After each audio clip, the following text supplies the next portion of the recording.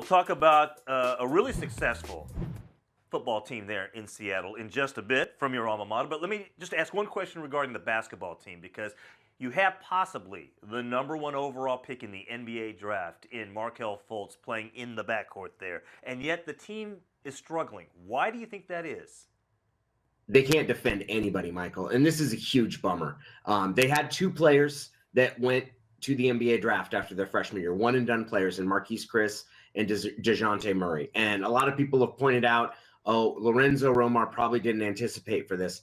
I love Lorenzo, and Lorenzo has been great to this school. And it was only 2 or 3 years ago that I thought Washington should have him as coach for as long as they want. But the way this team is put together, and you mentioned Markelle Fultz, Fultz is awesome, and he's a pretty good two-way player. He's got a great feel for the game. Everybody should watch him.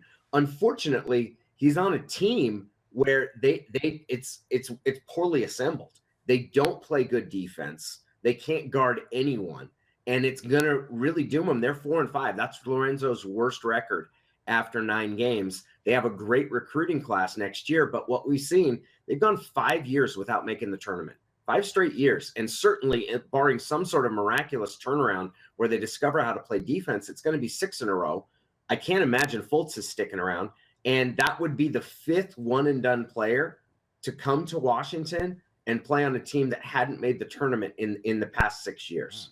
And you got Michael Porter Jr. coming up next year, right? With his dad on the staff. That could change significantly if that staff gets fired, if depending on how hot that hot seat is under Romar. Mm-hmm. So yeah, and I do think it is pretty hot. But the question, and you're right about Porter and how good he is, but do you want to sign up for that show again and say, hey, you've got a potential one-and-done candidate, when we've seen they had 2 first-round picks last year and they didn't make the tournament? Markelle Fultz is definitely a lottery pick, and he's probably, at the very least, one of the top 3 and could very well go #1 overall. Mm-hmm. And they're 4-5, just lost to Nevada Reno.